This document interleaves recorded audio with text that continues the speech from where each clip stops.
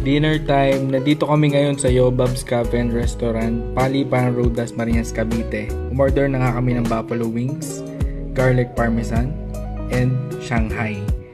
Ito ang mga favorite naming food na kainin sa Yobab's. Ngayon naman, tinesting ko muna yung kanilang garlic parmesan.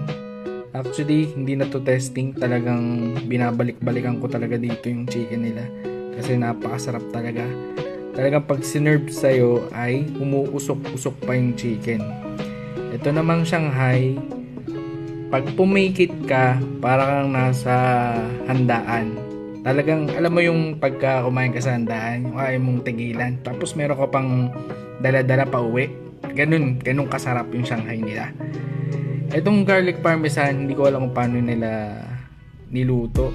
Siguro ito ay mga ingredients pa from other country yung ginamit kasi napakasarap talaga. At hinuli ko na nga itong buffalo wings na yung nagre-red na napakasarap. Ito yung mga trip ko kasi spicy, mahilig ako sa spice. Mga chicken na spicy talaga ang the best para sa akin. Yun lang.